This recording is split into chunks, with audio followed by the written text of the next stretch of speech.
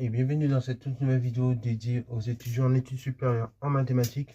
L'objectif de la vidéo est le suivant, ça va être de pouvoir démontrer donc la méthode qui permet de résoudre justement une équation du second degré à coefficient complexe. Ok.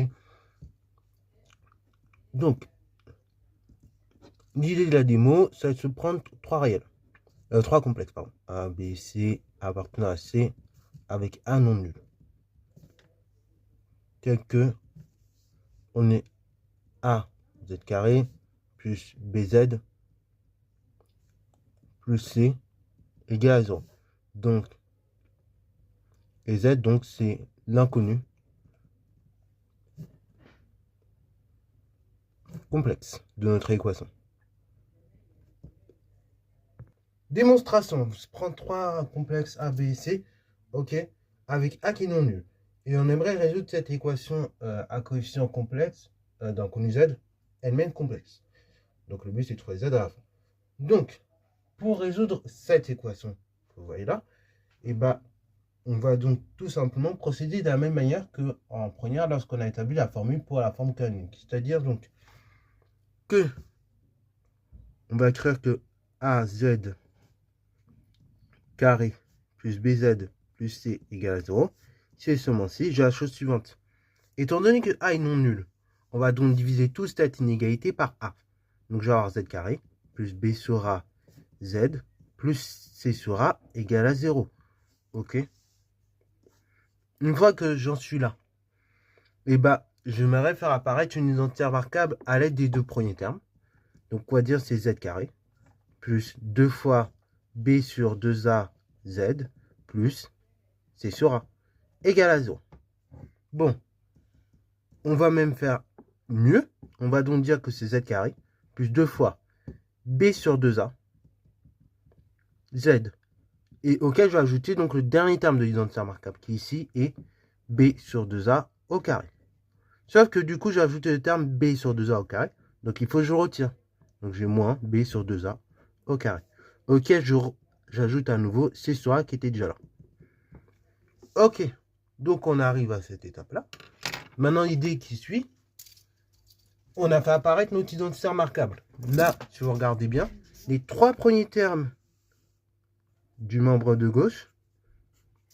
Ici, j'ai donc z plus b sur 2a au carré.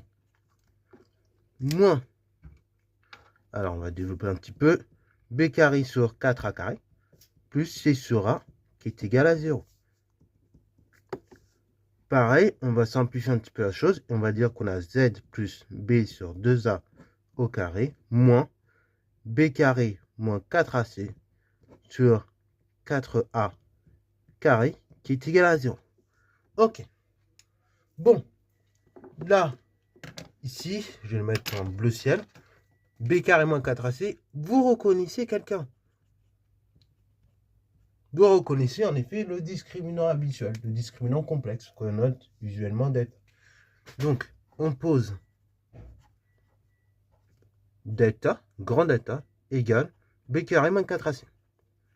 Ok. Qui, lui, ce coup-ci, est un coefficient complexe, puisque a, b, c étant des nombres complexes, bah, b au carré, c'est nécessairement complexe, et le produit 4 fois ac est encore un complexe. Donc la somme de deux nombres complexes est encore un complexe, d'où le discriminant est complexe. Donc là, une fois qu'on arrive là, on va donc poser que delta, c'est égal à b carré moins 4ac, et c'est un nombre complexe. Dans la précédente vidéo, si vous avez constaté, on a pu définir la racine carrée d'un nombre complexe, et on a vu même la méthode et tout le procédé pour la déterminer. Donc ce qu'on va faire, on pose delta égale, grand delta égale la coordonnée C que j'ai mis en bleu, et petit delta, sa racine carrée.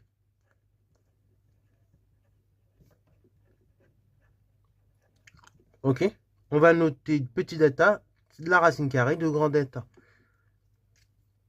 Parce que en effet, je m'arrête quand même, une fois que j'ai écrit ça, je m'aimerais bien quand même pouvoir factoriser cette expression de manière complète. Donc du coup, vu que petit delta, c'est la racine carrée de grand delta, bah, ça veut donc dire que j'ai grand delta qui est égal à petit delta au carré. Ceci est équivalent à dire donc que mon équation est équivalente à dire que j'ai z plus b sur 2a au carré, moins petit delta au carré sur 4a carré, qui est égal à 0. Et une fois que j'ai écrit ça, bah c'est jackpot. J'ai écrit ça, donc comme de manière similaire à ce que je faisais en première, je vais donc pouvoir arriver aux deux solutions possibles pour mon équation. Qui sont, alors, on factorise complètement le polynôme.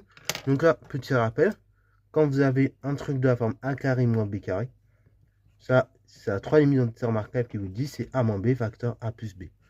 En vrai, vous verrez donc dans la vidéo que je ferai sur les sommes, donc qui va arriver très vite, c'est dans la continuité là, c'est dans la caméra à l'heure où je parle, mais il faut que je la monte et comme j'ai pas envie de mettre les vidéos dans l'ordre, du coup elle arrivera un petit peu après celle-ci. Bah, vous verrez qu'avec ceci, en fait, cette formule-là, qui est la troisième identité remarquable, on peut la déduire d'une autre formule qui s'appelle la formule de Bernoulli. Okay, mais là, actuellement, vous pouvez juste retenir que c'est dû à la troisième identité remarquable. Et donc, d'après cette troisième identité remarquable, j'ai donc Z moins, enfin plus, pardon, on avait dit B sur 2A, moins, donc le dernier terme, petit delta sur 2A. Parce que oui, en effet, 4A carré, c'est 2A, ok. Et petit delta au carré, bah, la racine carrée, c'est juste petit delta. Et après, du coup, je vais avoir Z plus B sur 2A plus petit delta sur 2A. Donc, je vais avoir Z. Donc là, je me dis moins B plus petit delta sur 2A. Facteur Z moins B moins petit delta sur 2A. Alors, pourquoi j'écris ceci de cette manière-là? Pour en déduire rapidement mes racines. Donc, en fait, les racines sont Z1.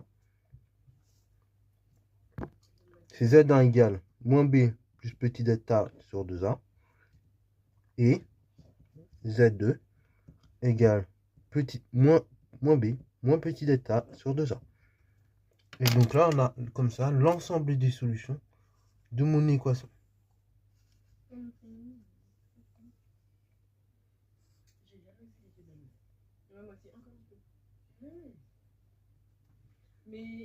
Alors maintenant, si A et B sont des coefficients, soit donc des réels, A, B et C, ben en fait, on va retrouver tout simplement les formules que vous aviez habituellement.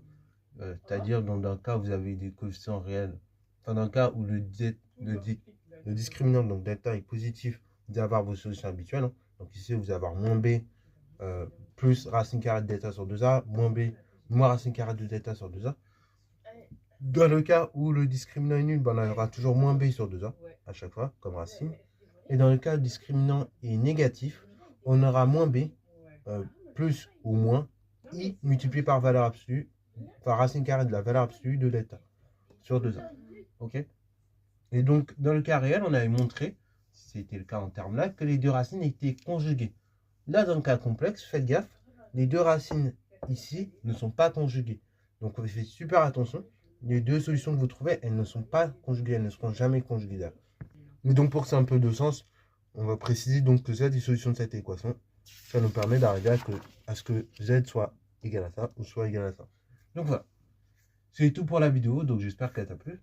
La petite démonstration de ces deux solutions-là. Donc, avec petite précision au niveau de la démonstration aussi, en ça, mais qui serait vrai pour n'importe quelle équation de n'importe quel degré.